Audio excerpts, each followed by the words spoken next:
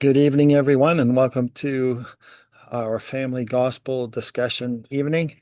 And we have a volunteer standing by to say the opening prayer. Go ahead.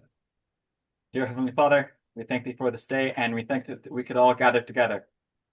We thank Thee for Zoom and for the internet connection that allows us to gather together even though we are all across the world. And we thank Thee for Thy angels that are with us, and please bless that they will help us to understand the lesson and take it to heart. And in the name of Yeshua Messiah, Amen. Oh, Amen. man, thank you very much. All right. Um, we were talking a little bit yesterday about a topic for today. And we were thinking about to continue around the circle and go all the way into the north and talk a little bit about selflessness and uniting and things like that. Uh, what else would you call that?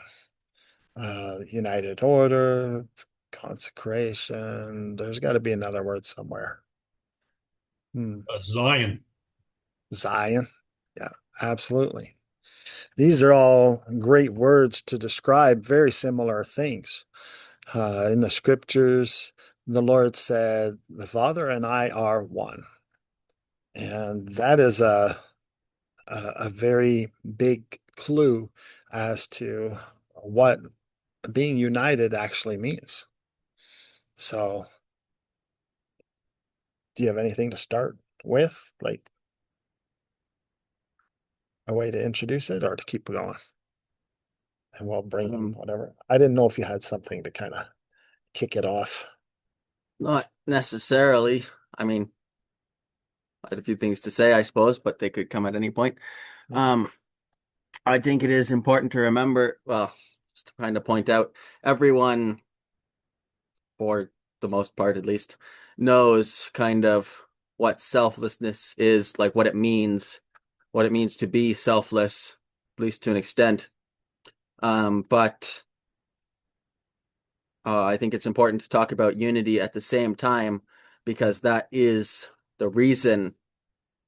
That's why we are being selfless, and that's kind of how we are being selfless. Yeah. Like you can be selfless for no reason. You can just sit and do nothing and like without the purpose, like you're behaving for a purpose selflessly. Yeah. That is true. And you can do, I hate saying it kind of contradicts itself a little bit, but you can be selfless for selfish reasons, Hmm. or the acts that would normally be selfless, doing them for selfish reasons.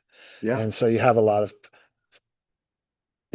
maybe justifications in why you're being selfless in your actions when really it is all to uh, gain a selfish result.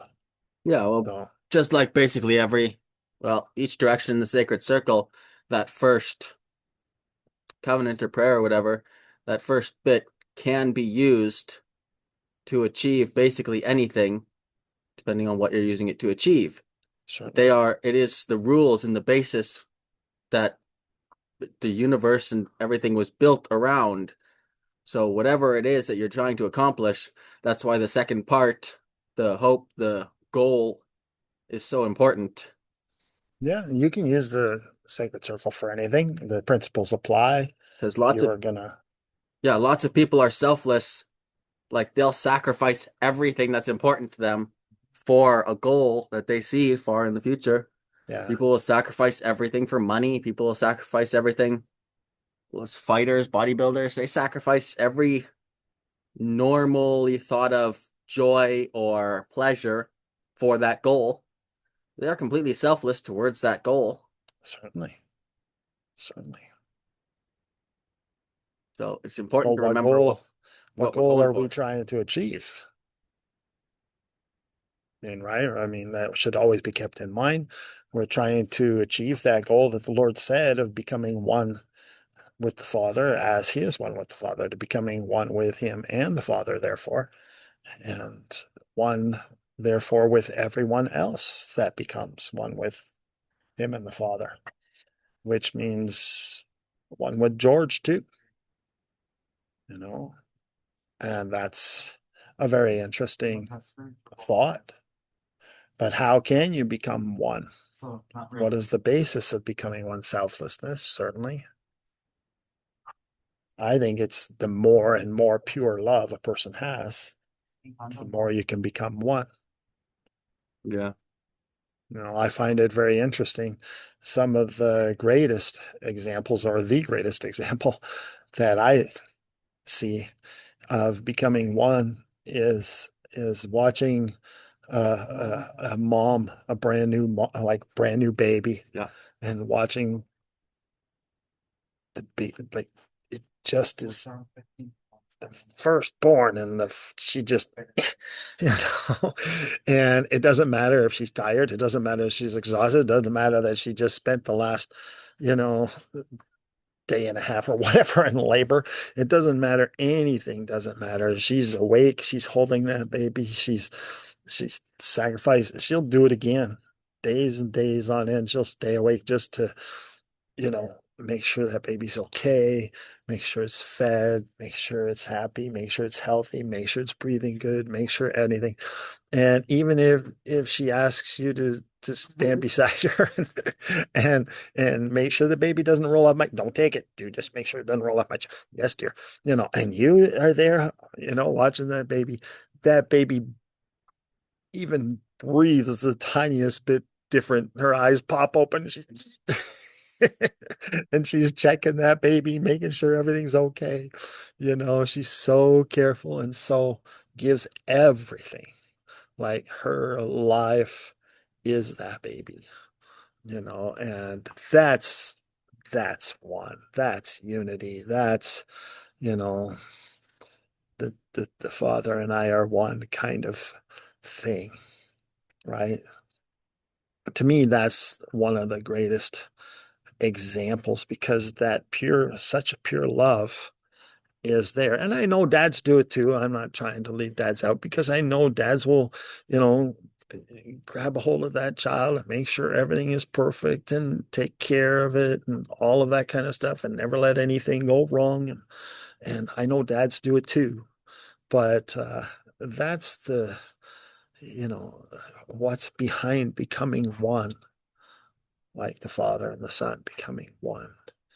And that's behind unity. That's that true love. That is the laying down of your own life and living for that newborn, And that's a beautiful thing. When you see that happen, it's really amazing. And that is what I think we are after when we try to become one with Heavenly Father and the Lord. But as as we have discussed previously, that is not even possible.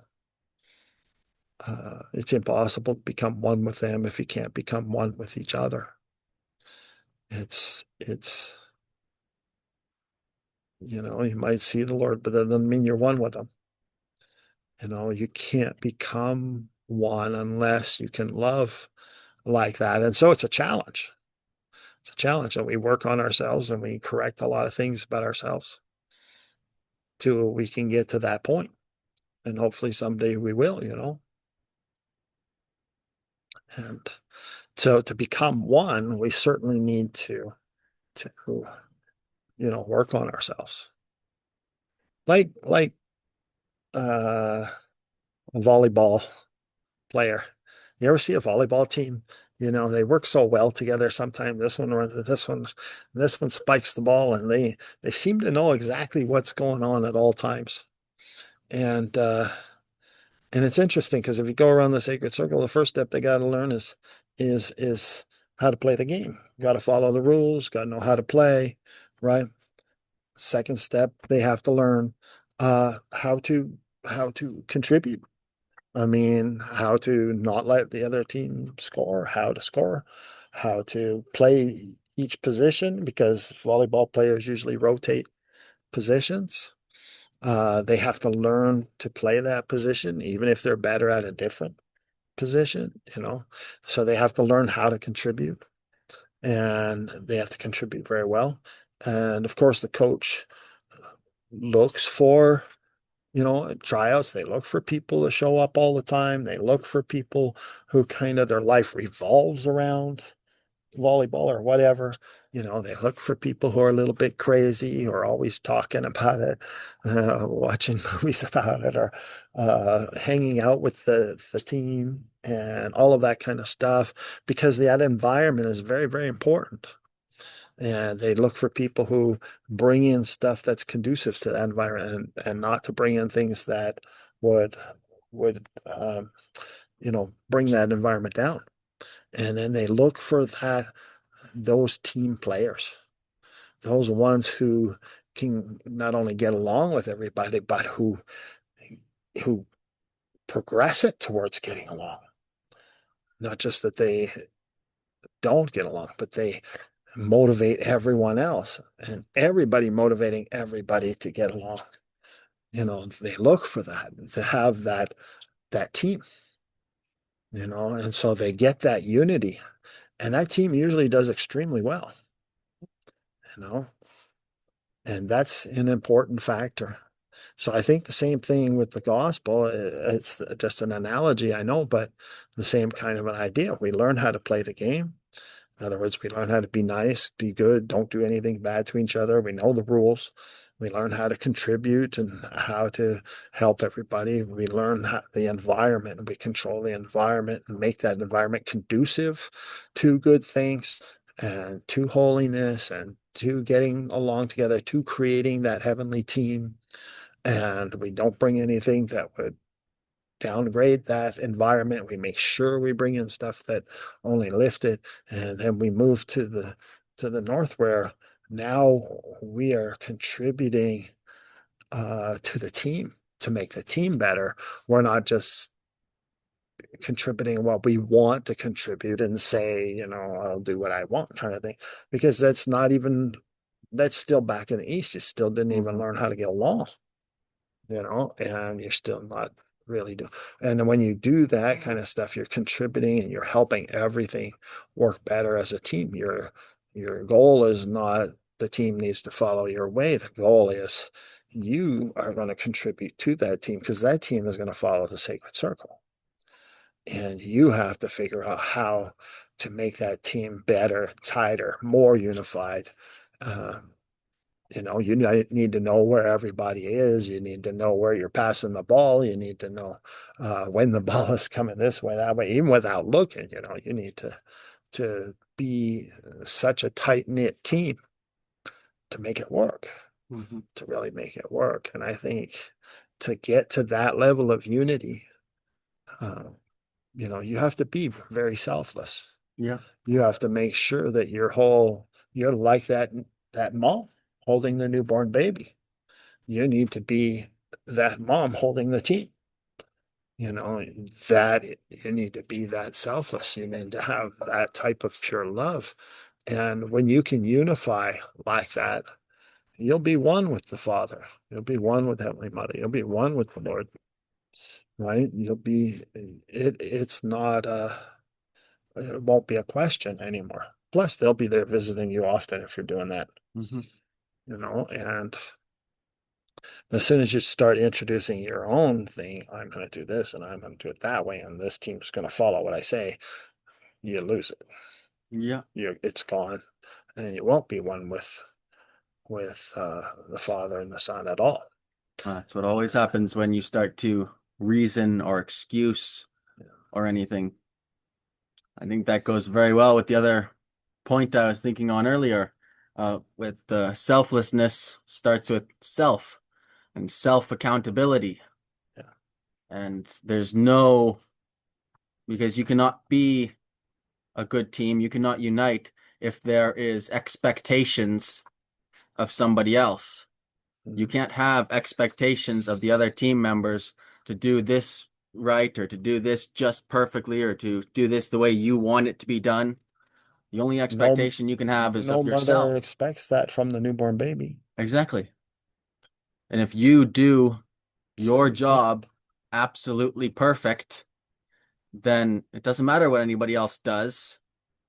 if everybody is attempting to do what they are supposed to do as best as possible with no excuse and no reason why, oh, this person didn't do this right or this person didn't do that, Yeah.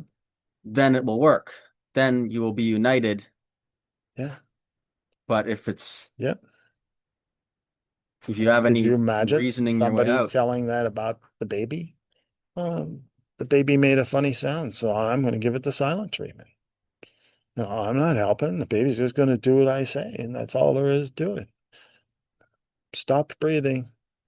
Well, too bad I'm busy right now. I will contribute when I want to contribute. Nobody would do these that. guys think that. Nobody would think that way, but yet they claim they're living the gospel, and yet they're saying those things about the being united with each other. I have an example that we've Certainly. talked about before. You might have to, There it I don't goes. know if we need to, there you go. I You're got it. slid in a bit. Yeah, there you go. That's better. Wayne Gretzky. Yeah. We talked about him. I don't know if it was on this meeting, but we talked about him before. And, after, making everybody angry because he kept scoring so many goals, he switched over to making assists, assisting other people in the goals. And he didn't have, he didn't need any expectations of his other teammates.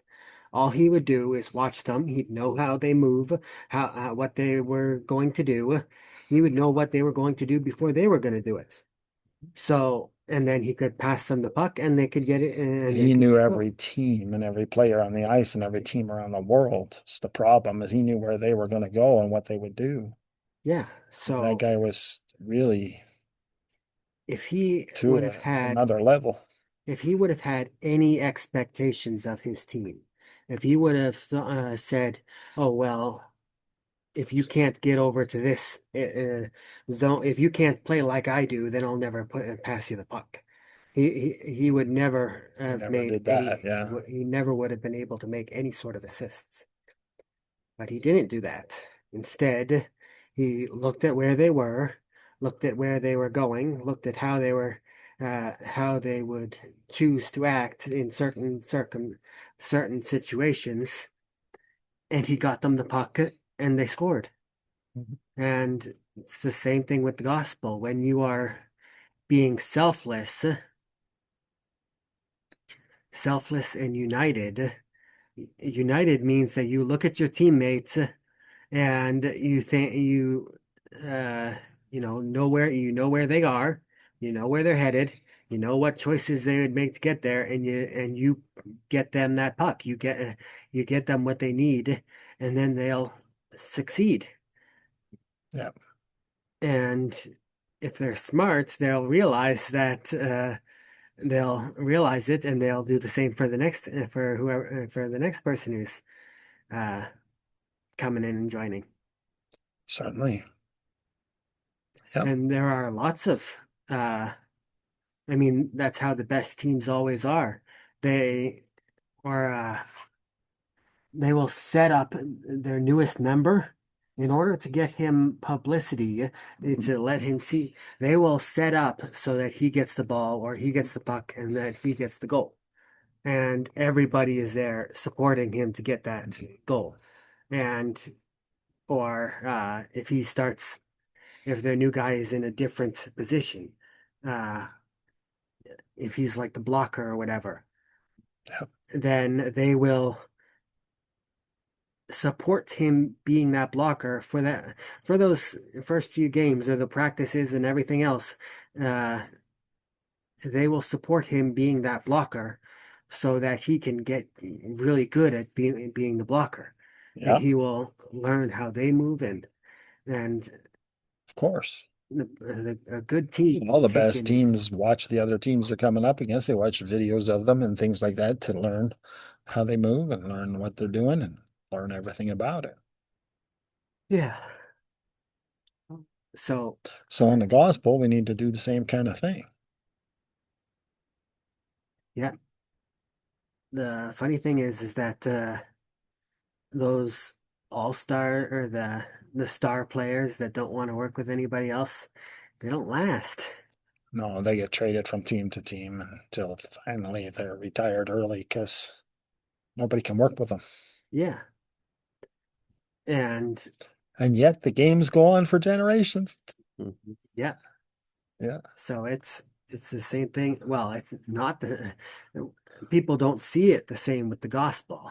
With Yeah. the gospel, they always trying to find that next that star, and they all want to follow the star, and they don't want to be the team player.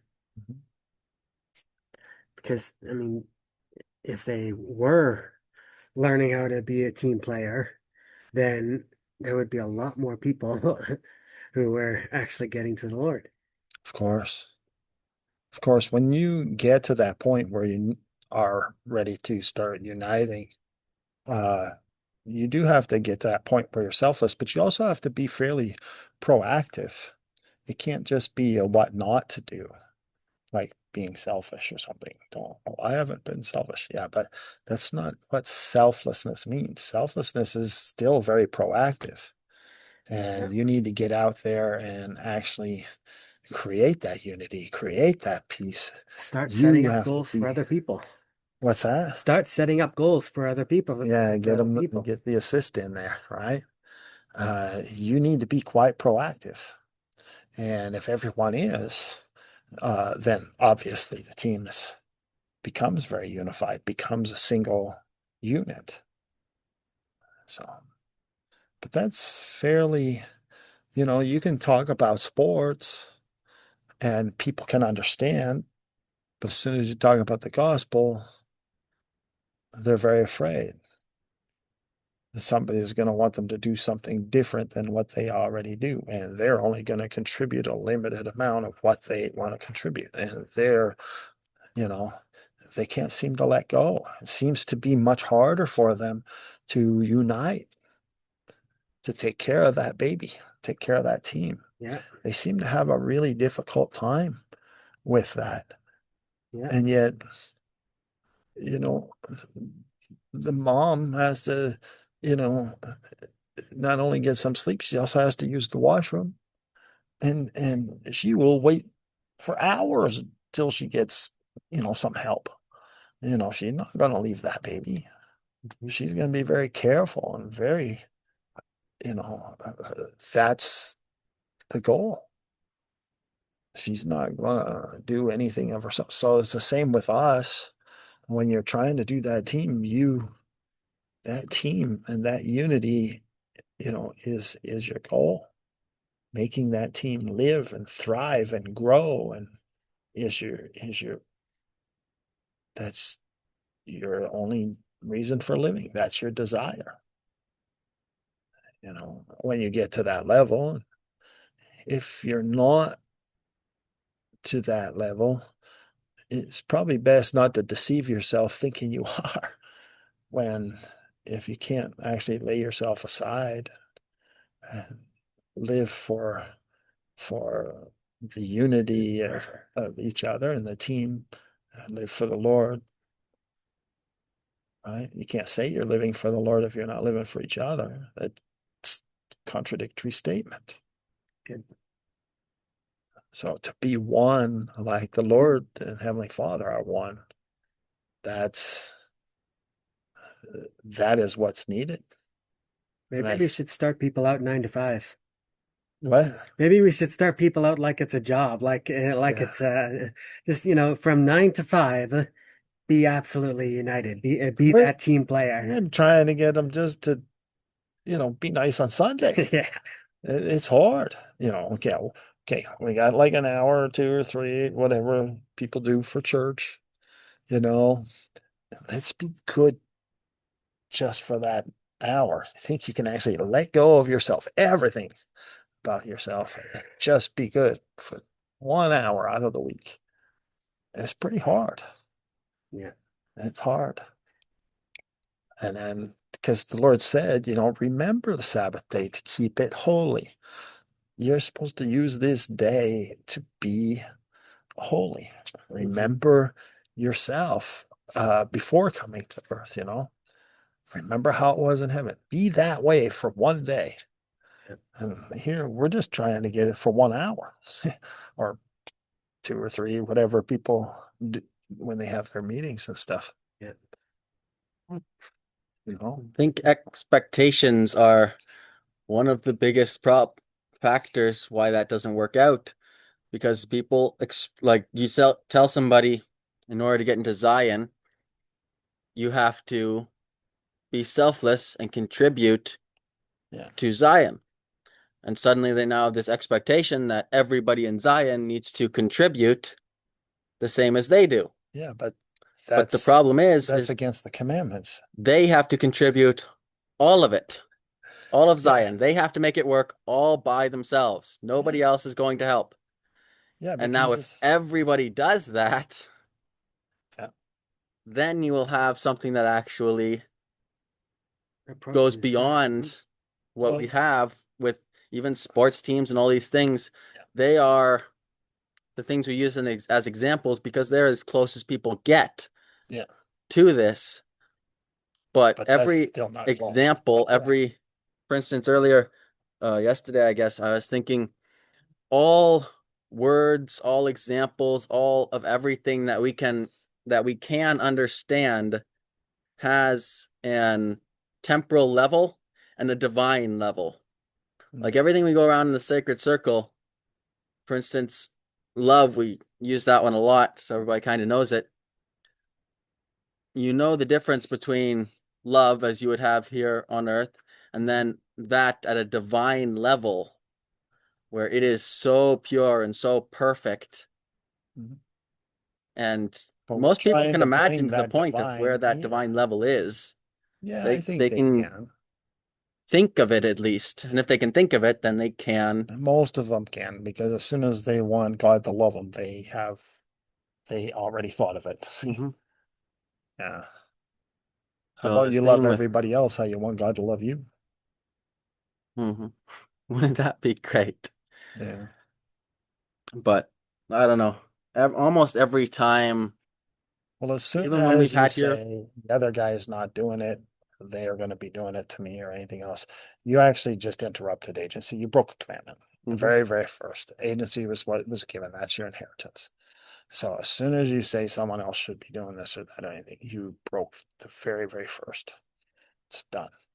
And the same thing with, uh, if you aren't taking full accountability and making it happen, then the heart's not in the right place. So we do really need to do, because that's what the Lord did. yeah, He never took away our agency. He only taught how. He took it all upon himself if it happened or not. yeah, So he did it. So why are we not following him? And then of course his commandments saying, "Hey, follow me." And here we are giving excuses why we're not. So it's fairly obvious, really. We need to do as they do in order to achieve what they achieve. that's why they're called excuses and expectations, because you're supposed to leave them behind. There you go. That sounds good to me. Yep. That's funny, actually. Yeah. Anybody have any comments or anything that you would like to add? Please feel free.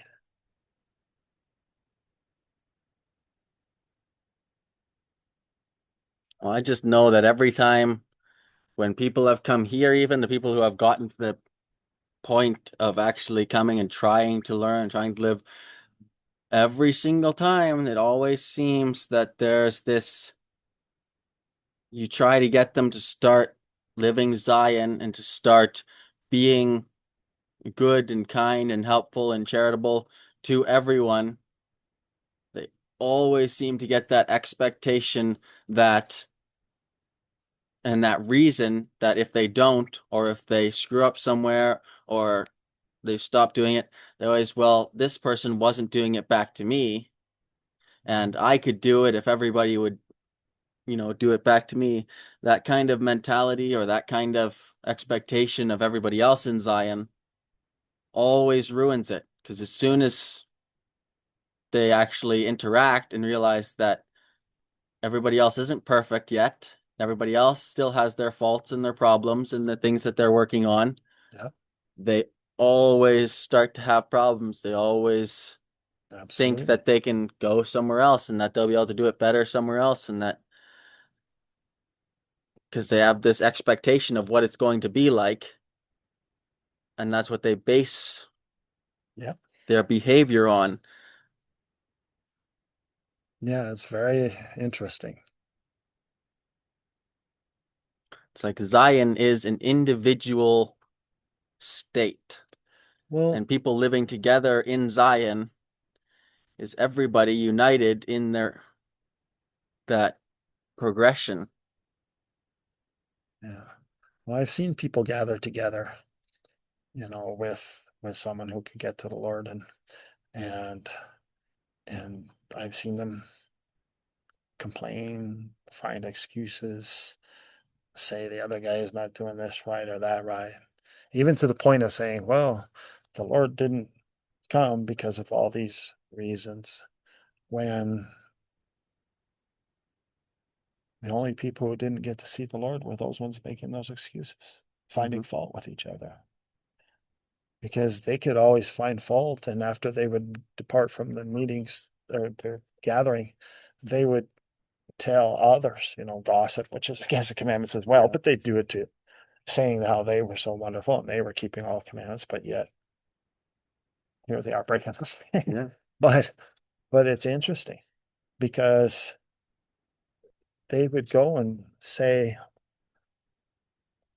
all these things, and yet the people who could see the Lord didn't gossip, didn't say their faults, didn't point them out, didn't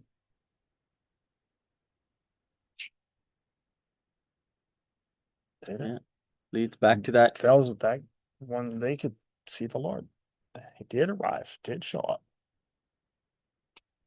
It's just the others who were like that never got a chance to see him, even though he was right there, because they wouldn't stop finding fault, Well, that's one of those things. negative things. Once you get behave with 100% self accountability, then you can't find fault in anybody else. There is no Because fault to in try anybody and else. find fault with somebody else, it would be your fault. That is true. When you get to that point of everything is your fault, everything is your responsibility, you are the one who has to make this But happen. even that doesn't come from just a decision to say, I'm going to be fully accountable. To get to that depth in your heart, you have to actually love the other person. Mm-hmm. You have to love pretty deeply to get to that depth. Yeah. Well, that was in what, Sun Tzu's Art of War or something like that. Yeah. To truly understand one's enemy, one must first love, or one has to love one's enemy, um, even as, or at least as he loves himself, or something like that. To truly understand your enemy, you have to understand yourself. Yeah. Yeah. I read that book years ago when I was a teenager. Yeah, absolutely. There's self-account, like in order to understand someone, in order to actually love someone, you have to understand them. You have to understand what drives them, why they behave the way that they do, what justifications they give themselves in order to behave that way, their reasons and all that stuff. When you get to that point of understanding yourself to the depth that you know why you do things, you know why you think a certain way, you know why you behave a certain way, then it's becomes incredibly easier to have no fault with anyone else because you understand to that point of, well, this is why they're doing that. They're trying, they're progressing in this way. They come from this. This is it's no longer becomes something that you can fault them for. Like, yeah, this is what they do. Well, you don't fault anyone anymore. What you do is you keep you understand what happened, you understand the reasons, you understand all the situation, but you they kind of get upset sometimes because you're not backing up their excuses because they stop there. Mhm. All you try and do is you're trying, yeah, I understand all that happened. I get it. Now let's see if we can get things going, moving forward. Yeah. And so you're always trying to promote that unity and trying to promote peace, trying to encourage them and everything else. And some people can't accept that because then if they were like that themselves, then they would be able to achieve anything and they wouldn't have any more justifications and they wouldn't get to, enjoy the things they want to enjoy or behave the way they want to behave because they would have no excuse for it. And so they see how you're doing it. They can see the example. They know it's possible, and they will really get upset at that because it takes away their reasons for not progressing. Yeah. Or they think it takes it away, and so they get even more upset and find more fault, and then they don't ever make that unity. They don't ever get to that part. Those things are hidden fairly deep inside them. Hmm. And it does, because it rewires your brain when you think of that, when you reason things, when you justify things, you can no longer progress. Yeah. You're limiting your own progression by not by rewiring your own brain every time you justify something. Every time you make an excuse, every time you give an explanation, whether it's logical, whether it's true, whether it's false, it Hmm. doesn't matter. Every time you do that, it limits you. It is very possible to just start rewiring your brain the other way, It but is. the only way to do it is to start taking complete accountability for everything. Yep.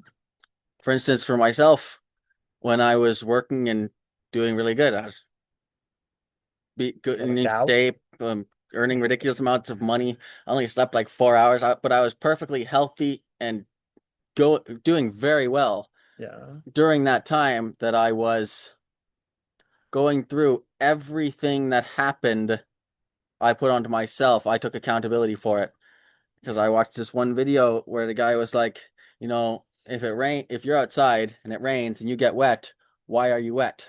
People say, oh, it's because it rained. Oh, it's because this. So it's because that.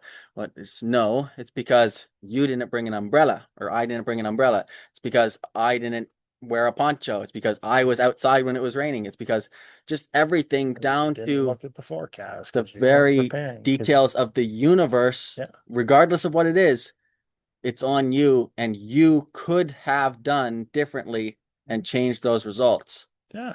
And when you start rewiring your brain in that way, everything becomes possible. Progression suddenly, there's no longer this limit on what you can do because of this and what you can do because of that, because you can fix it. Yeah. You can change this, you can change that, you can stop thinking this way, you can stop doing this, you can stop halting this. There's no more excuse, there's no more nothing, and the potential you have suddenly skyrockets. Absolutely. And a great deal of it is because your mind actually works that way. It's Yeah. the way that your You temporal wired your mortal brain to brain work. works. You wire it to work that way, and everything improves. And once you apply that to a spiritual level and you stop making excuses of, oh, this and blah, blah, blah, blah, blah, then all of a sudden there is no limit to how far you can get. You can go and see the Lord. All you have to do is do what it takes. If you're not seeing the Lord, oh, you're not doing this right, you're not doing this right, you're not doing this right. And you just fix those things because you understand that's the problems that you have. That's how I began, is trying to take full accountability for every detail in my life. Kept trying and trying, getting better and better and better. It takes time. It can take a few years. It doesn't happen overnight because it takes time to go through a lot of those things. But once you are the only person who's taking accountability, everything comes off of everyone else, because not only have you forgiven everybody, there's nothing left to forgive because you're the one who's accountable. And there's no offense taken. There's no anything. It doesn't even exist anymore. Mm-hmm. You don't have to tell somebody like that. You have to forgive because they've never taken offense. It doesn't happen. You can't tell somebody like that, you need to, go and do this and do this. Well, they're already doing it. They're already helping. You never see a person like that uh,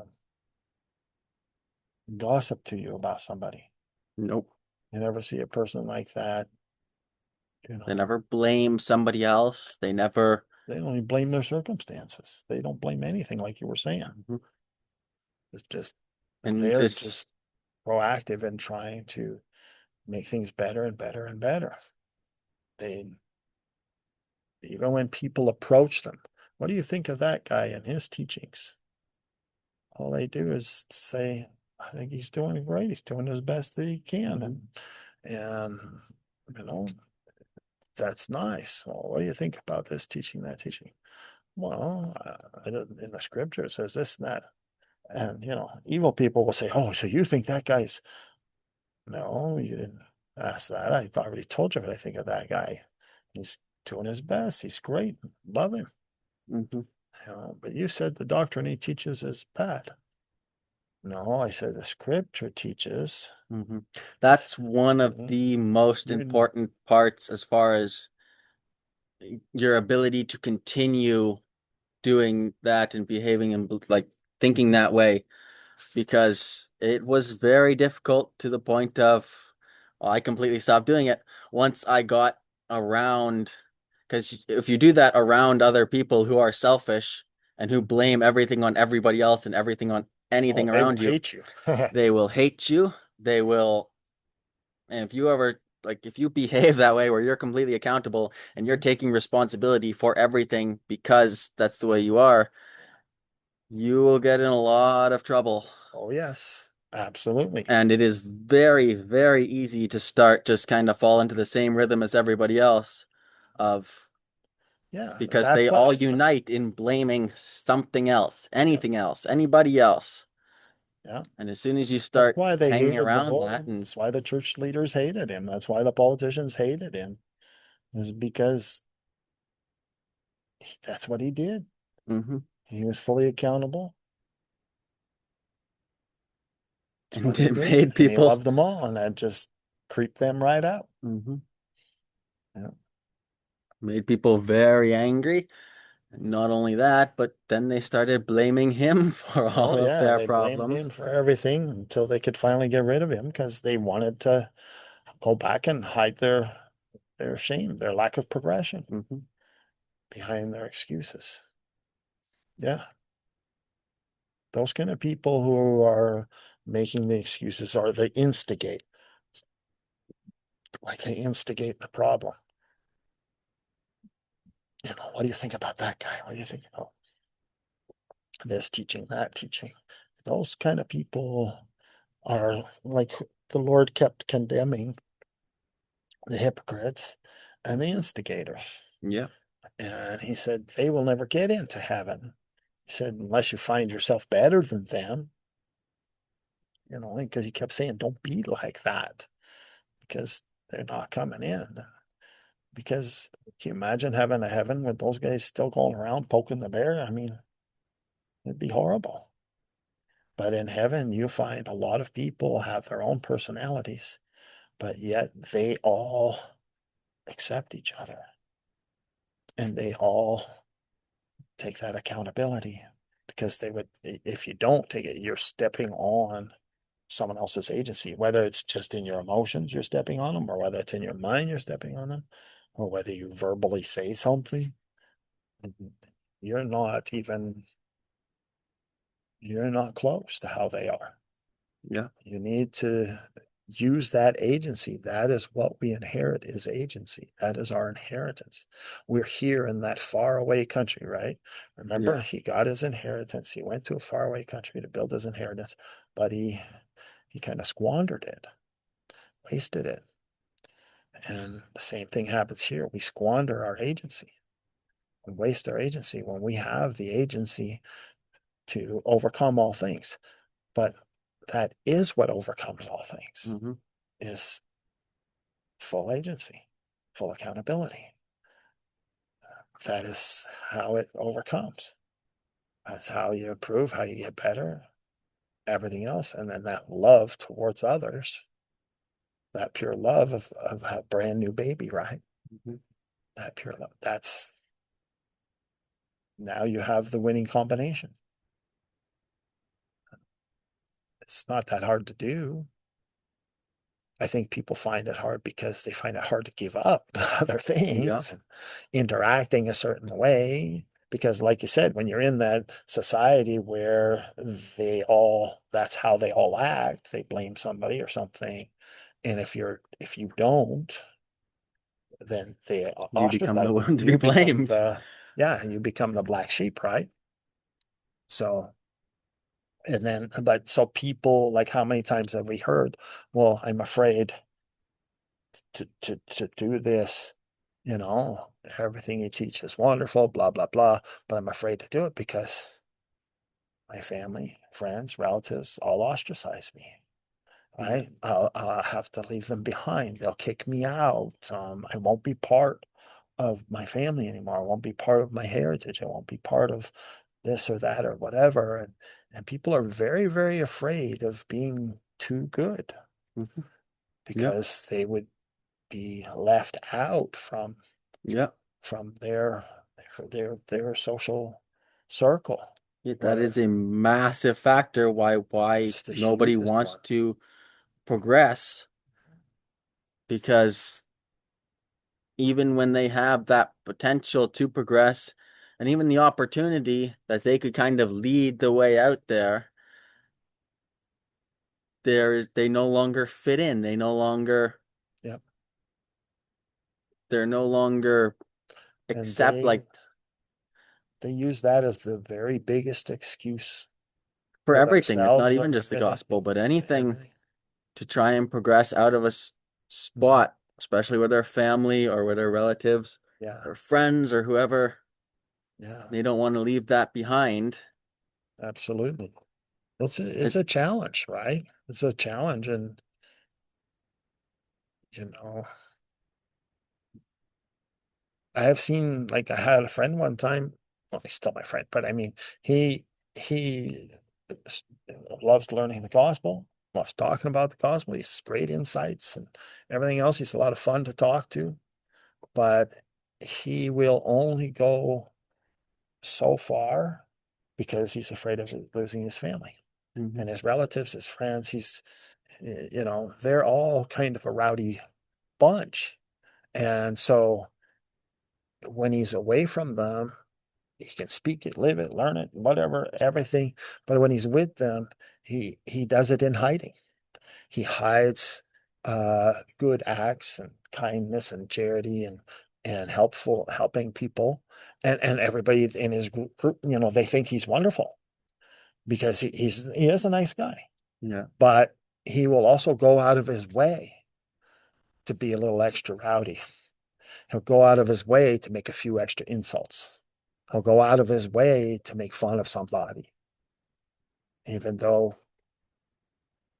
he may not want to do it, but he goes out of his way to do it just so that they accept his helping them without ostracizing him. Yeah. Yeah. So what did we read, a couple months ago there when we did section, what was it, 76 of the Doctrine and Covenants, right? Yeah. When we went through the different degrees of glory, these are good people, right? When it's talking about people of terrestrial glory but were overcome with the cares of the world, right? Yeah. And that's him. That's him. He's more concerned with the world, social atmosphere, family, friends, things like that. He just wouldn't give that up, even though he had the potential to step a little higher. He Yeah. wouldn't give it up, right?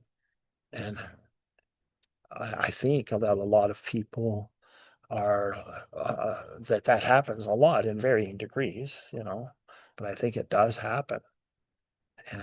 And whether it's a whole culture you're worried about leaving behind or being ostracized from them, or whether it's just one friend or family or your spouse, because like when one spouse is learning gospel and the other one, I don't want anything to do with that. There's a lot of fear there that something Mhm. could go wrong. Yeah. And so people, And that is very much where the selflessness has to come in, because you're not trying to progress for yourself. You're not trying to reach godhood for yeah, yourself. You are doing it for them, for yeah, your family who is not doing it for themselves. yeah. You have to do that for them. That's where that, because usually that fear of getting ostracized is a selfish fear. It's something, Of course, it's selfish. very You can't rare say that it they're because worried I love about the them. other person. If you Because were I know actually there's worried about them, the you'd rare be, chance that somebody doesn't want to leave like a spouse behind because they're afraid to leave them and that'll cause, and there is that concern, but what's the alternative without that? It's like you both stay at that yeah, level and you never progress out of it. yeah. So it's still, Well, if in a you way, a did have selfish that true desire. love toward them, you would progress as far as you possibly could, so you could be very helpful, Hmm. and You have to what, become that redeemer yeah, for everybody else. That's the whole absolutely. idea of the Yeah. selflessness, Well, because but almost everything that even if, stops you. but see, that's just it. You do have to do that. And sometimes you have to be crucified. Mhm. Sometimes your social structure will collapse and they will cast you out or make you the pariah, right? They it can happen.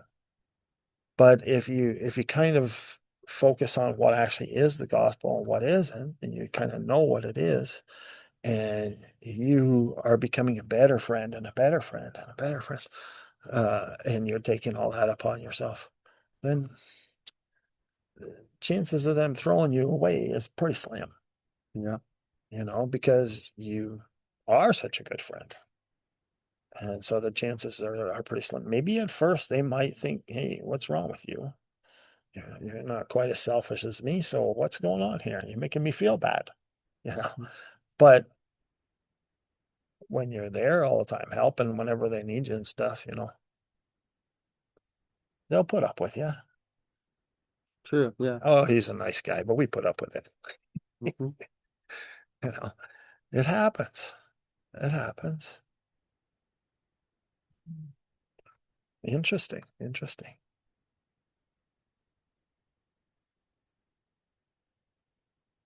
Definitely interesting.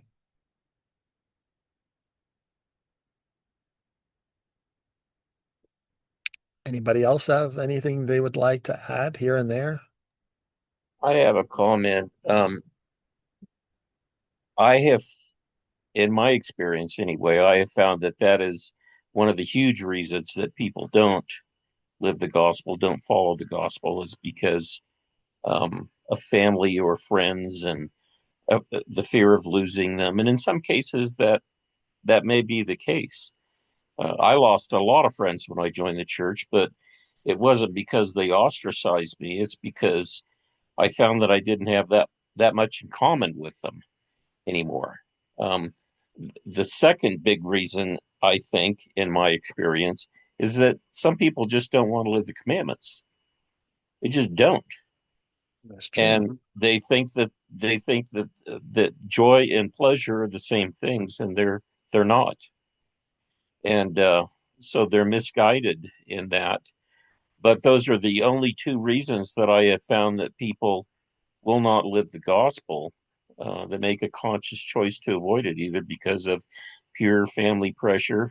I found that with my family, when I first, I was born and raised as a Catholic, and before I was baptized in the LDS church, I was quite surprised by my parents' reaction. They said, "Well, you're 21 years old. You're a grown man. If that's what you want to do, we'll support you in whatever you want to do." And I was shocked, you know, that they would feel that way about it. So sometimes, and I think that all of my family members respected me even more afterwards, and actually they began to see a change in me, and they were curious about that change. Well, how come you don't do this anymore? How come you don't do that anymore? And then it gives you the opportunity to teach them a little bit about the gospel at that point. So, and that's a good thing. Yeah. Yeah, certainly. Absolutely. Um, did anybody else? I was going to make another comment, but I didn't want to interrupt if someone else had another one first. Well, I've got just a quick the way I see it, and I think it's how you guys have been describing it. We enter the gospel path and we put our foot on the gospel. We enter the sacred circle on the east, and we want to learn to love God. And he says, if you love me, keep my commandments. So we do. We struggle with that a lot. Then we go to the south. We find out, well, if you love God, you also have to love your neighbor. And that becomes a little tougher. And so this is all this. And then when we hit the west, it's really tougher because now it's a new beginning. You got to get a wife and a husband. And now you can't criticize your wife because you're one. That would be kind of stupid for me to criticize her or her to criticize me. So that's that new beginning. We have to go, and that's the atmosphere to raise up children. But then when we hit where we're talking about today, that whole community is now everything. And so, same thing.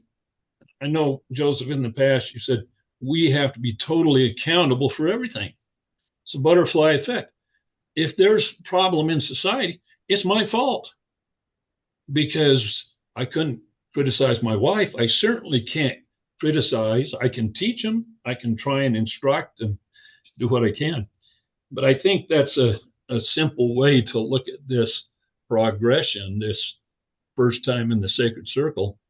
And I think when we look and we see where we're at, we can see what we have to do to get to the next step. But that's kind of how I see it. And you can correct me for those things I misunderstand, of course, which are many. Oh, it sounds good to me. It sounds good to me. Yeah, I'd say that's exactly right. Because that's one of those things is once you become accountable, you have to teach people. You have to try and spread the gospel. You have to try and instruct or advise wherever you can, whenever possible, because you are taking on that responsibility of getting everyone to heaven, getting everyone into godhoods themselves. And if Well, you're accountable for their as a caveat, progression, we do have to be very careful of how we are to teach as well. So it has to be done in the correct manner. You can't just go and be uh, chastising people. It's not really that they're not doing this, not doing that, whatever. But you have to set that example mhm. and show how to do things and get those good results. And people will ask, will talk to you, will whatever. But you can't, as long as you're not, Yeah, well, that's you can't interrupt agencies at the same time. So you have to mhm. be very careful, right? Yeah, well, that's I kind of worry about saying that to scare anybody away, but it is true that if you say something wrong, or if you say something that scares them away from it, give them too much information, tell them something and don't have a proper example of it for them to follow, so they get a misunderstanding and go a different direction, Yeah, then that's also on you. yeah, I'm in a lot of trouble. I do that all the time. So I it's I always say don't want the to same. scare anybody away from trying to help other people because again, you got to do the best you can, but that accountability does go both ways. Like you have, if you Accountability do only goes something, one way. yeah, but I mean, the if you do something right, like it is your responsibility to Yeah, do that of right, course. and you are accountable if you do it wrong. Mhm. Yep. There's nobody else to blame but yourself. Well, And there that is a might, reality. And the reality is, if you're loving God and keeping the commandments, they see it. And especially as you go down and now you're taking that behavior to all of your neighborhoods, taking your community and you're teaching them by your example. And then, especially if you can do that in your family, when someone might be criticizing you or kids might be acting up, and if you can live in a holy way there, then I think you're on display. And that's that makes it pretty Well, good something to watch. we're constantly teaching people. If we're not living up to what we profess, we're teaching them who we really are, and that can be a bad thing. Yeah. Bad for them, bad for us. We'll be held accountable for that. If we're acting the way that we should and we're following the gospel, we're teaching them as we do that, and they will naturally ask questions. I mean, it's the result of living a righteous life is when other people see that example, they begin to wonder, this this person's special. And as they talk to you, they will ask questions, and then it does give you the opportunity to share more with them at that point. But you can always, if moved by the Spirit, you can always take the chance of sharing something with them, and it's not really a chance; it's an opportunity.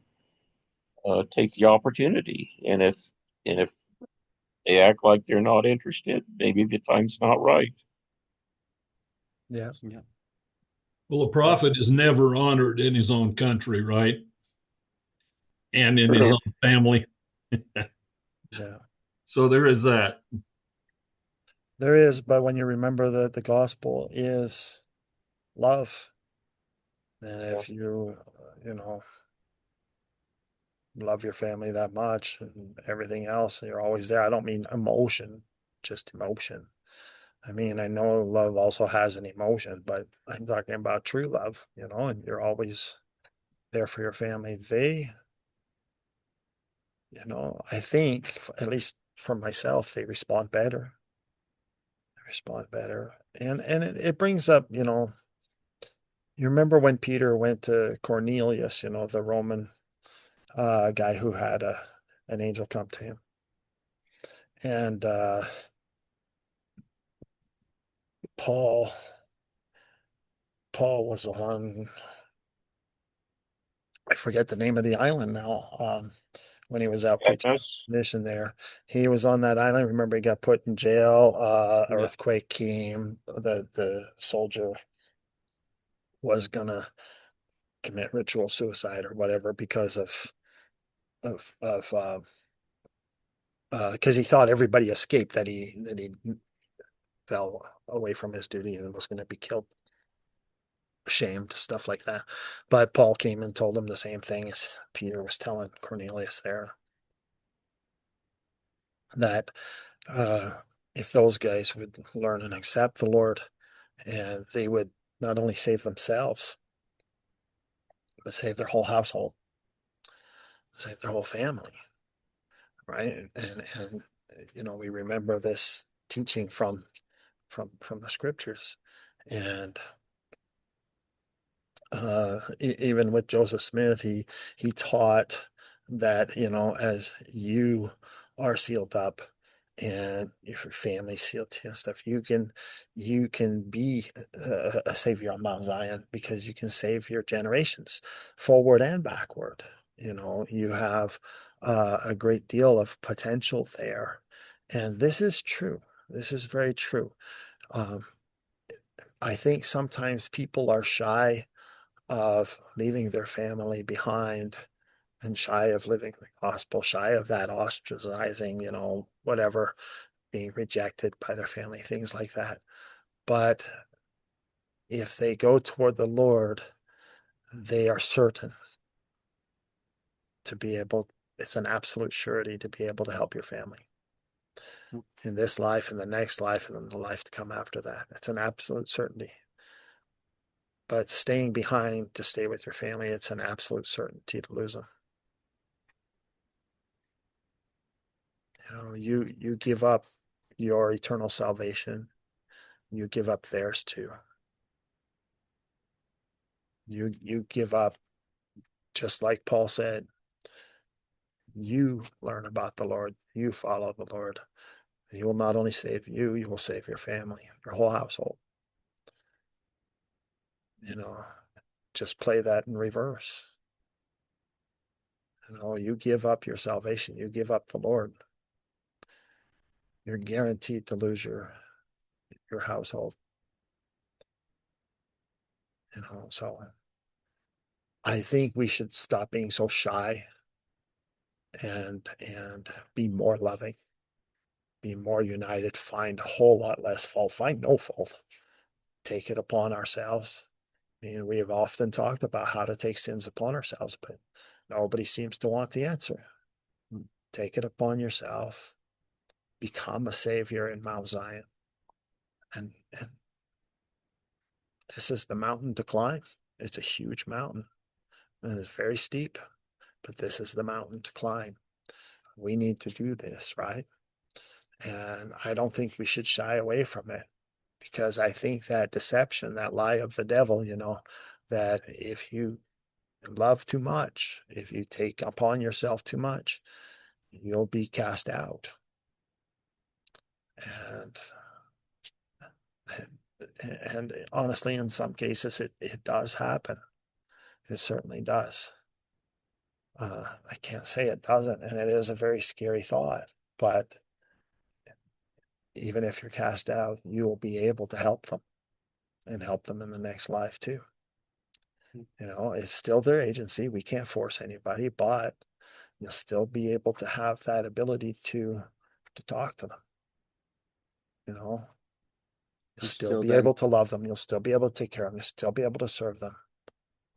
You still have the opportunity or the potential to teach them and get them back, to get them up there.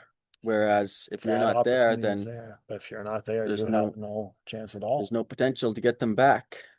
So these people staying behind so that they can hope that somehow, they're back to that magic God who grabs Tinkerbell and shaking the pixie dust on you, and they've lost their mind. They really don't understand. This is about agency. It's not pixie dust. This is about becoming. I had that friend. It was the same friend I talked about earlier. The Lord talked to him one time in a dream, and an angel came to him and asked him if he would. He said he came to guide him to the promised land, the new land that the Lord had for him.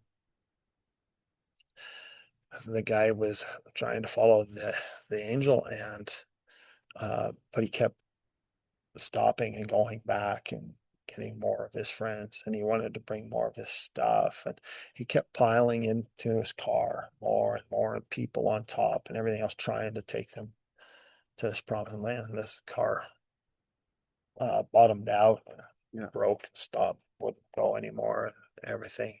And pretty soon the angel was out of sight.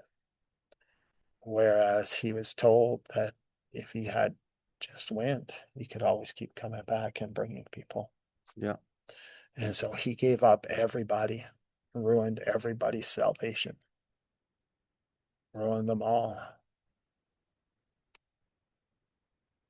just out of his own vanity and pride, instead of accepting the offer that the Lord wanted him to come, learn from him, come back, teach people, bring the next person, learn from him, come back, teach more people. The Lord was looking for somebody to help him save people. And this guy's vanity was so high that he figured he was going to do it a different way. And he lost out on only lost out as in his own salvation, but now his heart is ripped out of his chest because he lost out on being able to help anyone. Yeah. If we follow the gospel and if we live the gospel, if we unite and become one, like the Father and Son are one, then we can help all of them. We have the potential now and the ability now to help. We become, like the Son of God. It says you're supposed to become like the Son of God, right? We become, junior woodchuck saviors. We become little Boy Scout saviors, right? Just we become junior, uh, uh, to help the Son of God in His work. Yeah.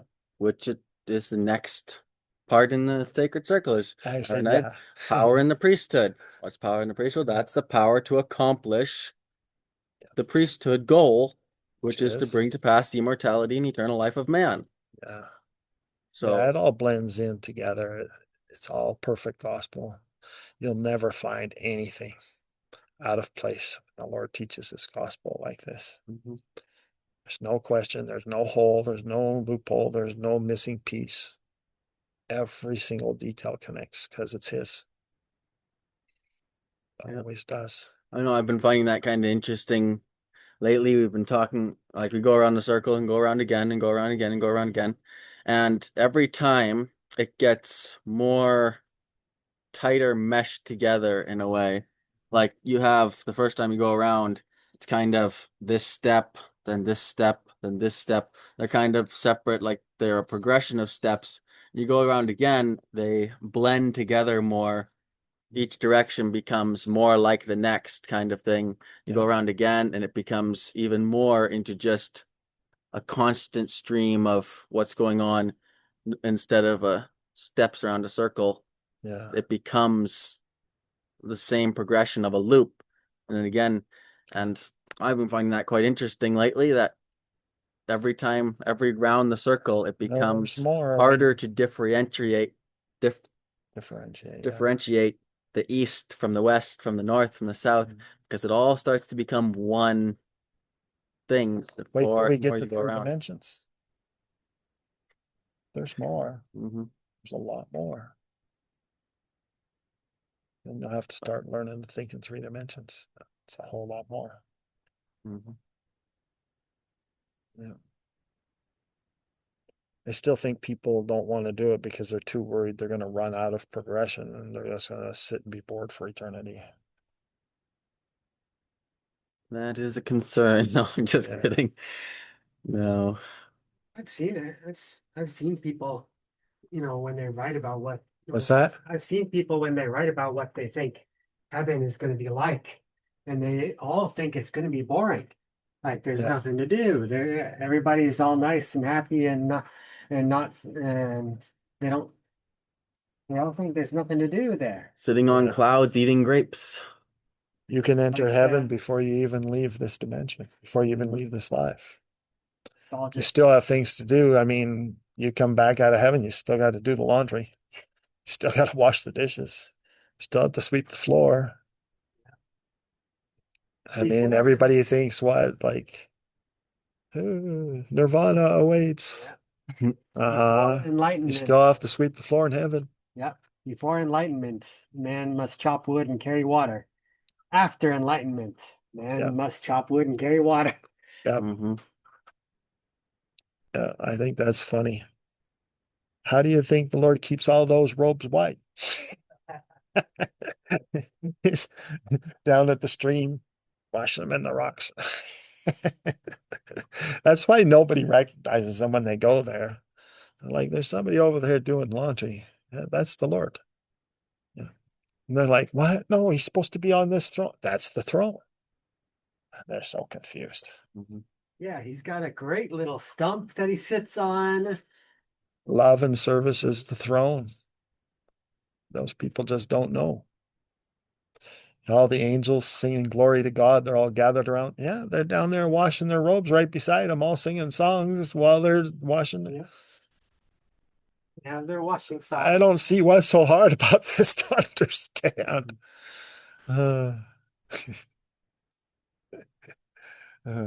Yep. They have a special soap too. It's not Fuller's soap. They have something even better. Get your clothes even wider. Oh, wow. Oh, I'm so fun. Well, at least in my own mind. I think you're about to do a Well, ad for soap, like have, try Tide, free and gentle. yeah, use heaven's soap. Yep, Clean- there you go. Cleanliness is next to godliness. It is. It is. I think that's an entire lesson on its own as far as Oh yeah, I could go on for another hour, but we've already went way past our Mhm. hour again, and we should probably close. Well, everyone, is certainly wonderful to talk about the gospel. We definitely covered a lot of ground, I think, today, and lots of things to think about, and lots of things to practice and to put into practice this week. And I think it'll be a very exciting week as we all, you know, really we should listen to this again.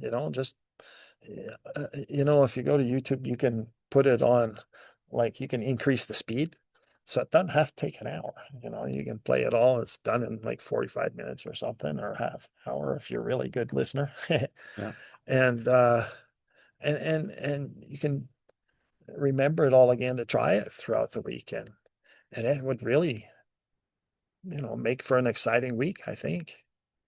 I mean, we could find out a lot of new things about ourselves. We could find out more to work on. Yeah. We have a whole lot more to pray about now. More, when we pray, we need to ask for that enlightenment, ask for that strength, right? Remember what the Lord said when He said that you guys go home and pray about this. You ask the Lord to give you strength, ask the Lord to give you understanding, right? Because we those are the things we are supposed to be praying for, right? That's why He gave the commandment specifically of what to pray for. Yeah. And so we need to remember that and do that. And this is a great week for it. Everybody's going to have a pretty exciting week. So we can give this a try. Opportunities will come up this week to do these things. So Yeah. pretty They're exciting. very important things to do, to think Mhm. about that. Like, for instance, I'll be doing something and I'll think of some, like, why I reacted a certain way or a better way to behave or to do something. And then I have to stop and think, well, why was this not the way I was already doing things? Yep. Like, sure, I can do this when I'm thinking about it, when I'm actively trying to do it. But I have to think, why is this not constant? What are the factors playing into Yeah. Why what it isn't it is? just coming out And of me natural? those are what you have Yeah, to change. of course. Those inner excuses, inner hurdles and reasons why you have to get rid of those. Get rid of the ones that are hindering it and improve the ones that are helping it Mm-hmm. To till the point that that's that's the how natural you, response. yeah, And absolutely. once you have that natural response, you'll find others because it always happens. Oh, yeah, it keeps going layer after layer. You'll eventually think, well, wait a second. Why am I only doing it this way? Why aren't I doing even this? And Yeah, it is but a you won't be circle of able to see that progression. next step until you accomplish this Nope. step. Yeah. So, yeah. So it's all exciting. Are you here to volunteer? Well, don't be shy. I didn't know if it was time yet. Our internet went out over there. Uh-oh. So I came out here in case it was time soon. It's time. It's time. Okay, and I'm here. So we're ready to have a closing prayer. Okay, please go ahead. Dear Heavenly Father, thank you that we can have this meeting, and please close this meeting. Please bless that what we learned tonight will stick with us and that we can apply it to our lives. In the name of Yeshua Messiah, Amen. Amen. Thank you very much. Thank you very much. Yep, that was